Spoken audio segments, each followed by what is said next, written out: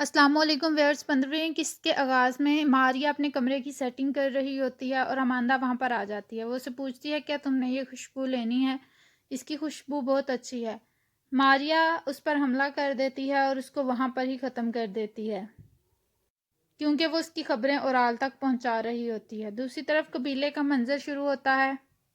قبیلے کا ڈول بج رہا ہوتا ہے کیونکہ سپاہی قبیلے میں پہنچ چکے ہوتے ہیں۔ ارطغرل صاحب اسلحان خاتون اور حلیمہ خاتون کو واپس لے کر آتے ہیں۔ اسلحان دوڑ کر اپنے بابا کے گلے لگ جاتی ہے۔ دوسری طرف حائمہ خاتون ابھی تک بیٹھی رو رہی ہوتی ہیں۔ حلیمہ خاتون وہاں پر پہنچتی ہیں اور وہ جلدی سے گندوز کو اپنے گلے لگا دیتی ہیں۔ وہ اس کا ماتھا چومتی جاتی ہیں۔ حائمہ خاتون کہتی ہیں امید مت چھوڑو، اس کو ہوش آ جائے گا۔ دوسری طرف اسلحان خاتون جاندار صاحب کو کہتی ہیں میرے بھائی بہت بہادر ہیں، انہوں نے مجھے بچایا ہے۔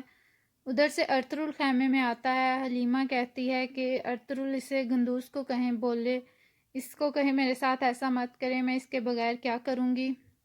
وہ سب رو رہے ہوتے ہیں۔ ارطغرل صاحب بھی رونا شروع کر دیتے ہیں۔ اتنے میں گندوز آنکھیں کھولتا ہے اور اپنی ماں کو پکارتا ہے۔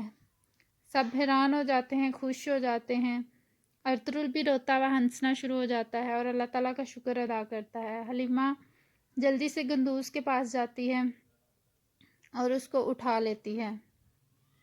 اتنے میں وہاں پہ عبدالرحمن آتا ہے۔ وہ ارطغرل کو بتاتا ہے کہ سیمون آیا ہے، وہ آپ سے ملنا چاہتا ہے اور اس کے ساتھ ایک خاتون بھی ہیں۔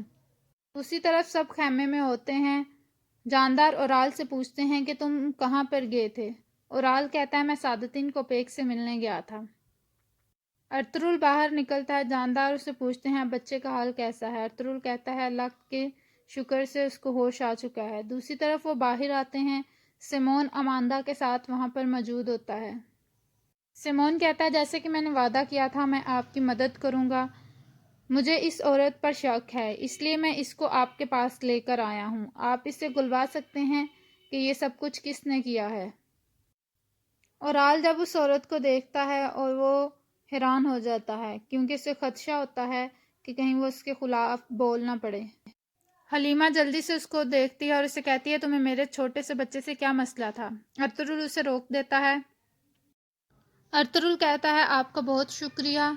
اتنے میں اورال فٹافٹ آگے ہوتا ہے اور وہ اماندا کو پکڑ کر مارنا شروع کر دیتا ہے اور اس کے قریب جا کر کہتا ہے اگر تم نے زبان کھول لی تو میں تمہیں زندہ نہیں چھوڑوں گا اور اگر بند رکھو گی تو بچا لوں گا۔ ارطغرل اورال کو پکڑ لیتا ہے اور اسے کہتا ہے کہ تم اماندا کو چھوڑ دو، ہم پوچھ گچھ کے بغیر فیصلہ نہیں کر سکتے۔ وہ سپاہیوں کو کہتا ہے کہ اماندا کو خیمے میں لے کر آؤ۔ سپاہی اٹھا کر اماندا کو خیمے کی طرف لے جاتے ہیں۔ سیمون ارطغرل کو بتاتا ہے کہ ماریا نے اس کو فرانسسکو سے بات کرنے کے بارے میں دیکھا تھا۔ ارطغرل کہتا ہے اگر تمہیں پہلے پتا تھا تو تم نے اتنا انتظار کیوں کیا؟ سیمون کہتا ہے مجھے جب بھی پتا چلا میں فوراً اس کو لے کر یہاں پر آ گیا۔ اور سیمون کہتا ہے تم ایک عیسائی پر یقین نہیں کرو گے۔ ارطغرل کہتا ہے میں ایک کھرے آدمی پر یقین کر لیتا ہوں۔ سیمون کہتا ہے میں نے ایک پرندہ لا کر تمہیں دیا ہے، امید ہے تم اس مجرم کو سزا دیے بغیر نہیں چھوڑو گے۔ ارطغرل کہتا ہے ہم پوچھ گچھ کے بعد ہی فیصلہ کریں گے۔ اس کے بعد وہ وہاں سے چلا جاتا ہے۔ دوسری طرف چولپان خاتون گھوڑے پر بیٹھ کر آ رہی ہوتی ہیں۔ اورال اس کو دیکھتا ہے۔ اورال اسے کہتا ہے تم یہاں پر کیا کر رہی ہو؟ چولپان خاتون بتاتی ہیں جب میں نے دیکھا کہ وہ اماندا کو زبردستی قبیلے لا رہے تھے تو میں رہ نہ سکی، میں فوراً یہاں تشریف لے آئی۔ اب ہمارا کیا ہوگا؟ وہ ہمارے بارے میں بتا دے گی۔ اورال کہتا ہے حوصلہ رکھو، میں اس سیمون کو نہیں چھوڑوں گا، وہ ہمارے بارے میں نہیں بتائے گی، میں نے اسے بتا دیا ہے۔ اس کے بعد خیمے کا منظر شروع ہوتا ہے۔ اماندا سے پوچھ گچھ ہو رہی ہوتی ہے۔ ارطغرل اسے کہتا ہے کہ بتاؤ کون ہے جس نے یہ سب کچھ کیا؟ ماریا پہلے کہتی ہے کہ مجھے اس کے بارے میں نہیں پتا۔ اورال کہتا ہے مجھے اجازت دیں، میں اس کو فوراً ختم کرنا چاہوں گا۔ اورال اپنا خنجر پکڑتا ہے اور اس کے گلے پر رکھ دیتا ہے اور اسے کہتا ہے کہ میرا نام مت لینا۔ جاندار صاحب کہتے ہیں کہ تم بتا رہی ہو یا پھر ہم تمہارے ساتھ جو اگلوانا ہے اس طرح اگلوا لیں۔ وہ کہہ دیتی ہے سیمون۔ سب حیران ہو جاتے ہیں، اورال بھی خوش ہو جاتا ہے۔ حائمہ خاتون کہتی ہیں اگر وہ سیمون تھا تو وہ تم کو یہاں پر کیوں لے کر آیا؟ وہ کہتی ہے کہ وہ سیمون بچنا چاہ رہا ہے، وہ اپنے آپ کو ظاہر نہیں ہونے دینا چاہ رہا، اس لیے وہ مجھے یہاں پر لے کر آیا۔ حائمہ خاتون کہتی ہے یہ غلط بول رہی ہے، اس کے پیچھے ضرور کوئی وجہ ہے۔ اماندا پھر بھی سیمون کا نام ہی پکاری جاتی ہے۔ دھندار کہتا ہے یہ ایسے نہیں بولے گی، مجھے اس کو ختم کرنے دیں۔ جاندار صاحب کہتے ہیں کہ ہمیں اس کو سزا دینی چاہیے۔ حلیمہ خاتون کہتی ہے کہ مجھے اس سے نبٹ لینے دے، یہ اس طرح نہیں ملے گی۔ ارطغرل کہتا ہے یہ بولے گی، جب اس کو ساری زندگی ایک خیمے میں رہنا پڑے گا تو یہ ضرور بولے گی۔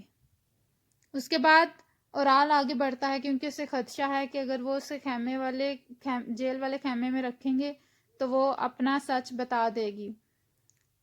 آلیار اس کو پکڑ لیتا ہے اور جاندار صاحب بھی اسے کہتے ہیں نہیں، ہم اس طرح اس کو سزا نہیں دے سکتے جب تک یہ ہمیں اصل وجہ نہیں بتا دے گی۔ پھر سپاہی اس کو پکڑ کر جیل والے خیمے میں لے جاتے ہیں۔ جاندار صاحب کہتے ہیں کہ ارطغرل ہم اس سب سے گزرنے کے بعد ایک اچھی دعوت کریں گے، ہم کو یقیناً بہت اچھا لگے گا اگر آپ بھی ہماری دعوت میں شریک ہوں گے۔ ارطغرل کہتا ہے جی ضرور، میں کوشش کروں گا۔ جاندار صاحب کہتے ہیں اور پھر ہم بیٹھ کر اس سب بارے میں بات چیت کریں گے، اور تب تک شاید اماندا بھی اپنی زبان کھول دے۔ ارطغرل کہتا ہے وہ کھولے گی، انشاءاللہ وہ کھولے گی۔ دوسری طرف فلپ اور سیمون قبیلے سے ٹہل قدمی کر کے جا رہے ہوتے ہیں۔ سیمون فلپ کو کہتا ہے دیکھتے ہیں اورال اس صورتحال سے کیسے نبٹتا ہے۔ فلپ کہتا ہے آپ نے اس کی بیوی کو نہیں دیکھا تھا، اس کا کیسے رنگ اڑا ہوا تھا، اب یقیناً وہ اس صورتحال میں پھنس جائیں گے۔ سیمون کہتا ہے ان چرواہوں کو دیکھو، انہوں نے ہماری زمین پر قبضہ کر لیا ہے، ہم انشاءاللہ ان سے اپنی یہ ساری زمینیں چھڑوائیں گے۔ فلپ کہتا ہے ہم ان چرواہوں کو یہاں پر نہیں بسنے دیں گے۔ اس کے بعد وہ گھوڑے پر سوار ہو کر واپس چلے جاتے ہیں۔ دوسری طرف ارطغرل اپنے خاندان کے ساتھ خیمے میں موجود ہوتا ہے۔ حلیمہ خاتون کہتی ہیں وہ اپنے مرتے ہوئے باپ کو پانی کا پیالہ نہ دے اور وہ ہم پر یہ احسان کیوں کرے گا۔ آرتک صاحب کہتے ہیں حلیمہ خاتون ٹھیک کہہ رہی ہیں، لیکن اس سب سے اس کا کیا فائدہ ہے؟ حلیمہ خاتون کہتی ہیں اصل بات یہ ہے کہ ہم منصوبے کے مطابق کیا کریں گے۔ ارطغرل کہتا ہے میں اماندا کو چھوڑ دوں گا۔ حلیمہ خاتون کہتی ہے آپ اسے چھوڑ دیں گے؟ ارطغرل کہتا ہے بھروسہ رکھو، میں اس سے بدلہ لے لوں گا جو اس سب کا حقدار ہے۔ دوسری طرف بانو جھجک اماندا خاتون کی پانی میں ڈبکیاں لگوا رہی ہوتی ہیں اور اسے کہتی ہیں کہ بولو سچ کیا ہے، لیکن وہ اپنی زبان نہیں کھولتی، وہ اس کی پانی میں ڈبکیاں لگاتی جاتی ہے، اس کے منہ سے خون بہنا شروع ہو جاتا ہے، لیکن وہ پھر بھی نام نہیں بتاتی، وہ یہی کہتی ہے کہ سیمون نے یہ سب کچھ کیا ہے۔ بانو جھجک کبھی اسے سزا دے رہی ہوتی ہے کہ وہاں پر ارطغرل آ جاتا ہے۔ ارطغرل بانو جھجک سے پوچھتا ہے کہ کیا اس نے کچھ زبان کھولی اپنی؟ بانو جھجک کہتی ہیں نہیں، اس نے اپنی زبان ابھی تک نہیں کھولی۔ دوسری طرف سامسا کو یاد آ رہا تھا کہ کس طرح ان کے سردار توتکن اور گوکچے خاتون کو نوآ نے شہید کر دیا۔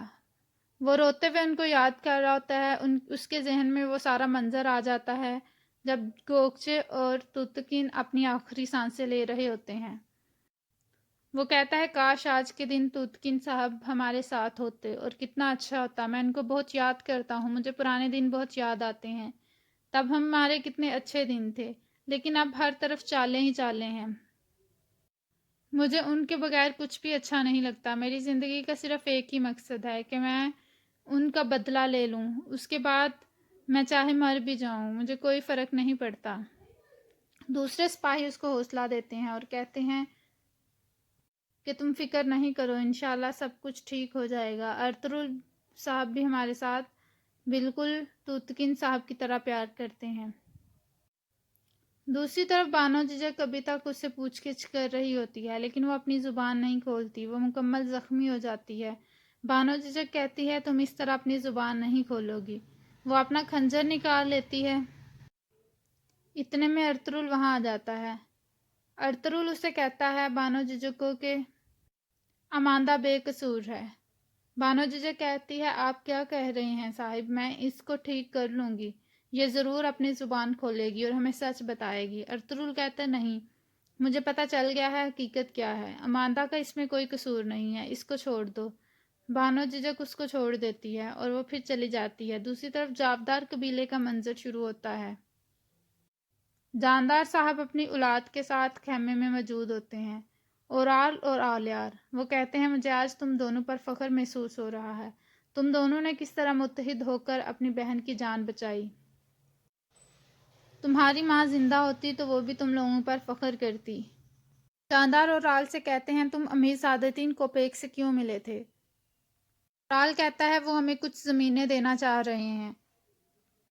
جاندار صاحب کہتے ہیں میں اس کے ساتھ بہت زیادہ جنگیں لڑا ہوں، وہ اپنے فائدے کے بغیر کچھ بھی نہیں کرتا۔ اورال کہتا ہے ہم ایک بڑا قبیلہ ہیں، اس لیے شاید وہ ہمیں فائدہ دے رہا ہے۔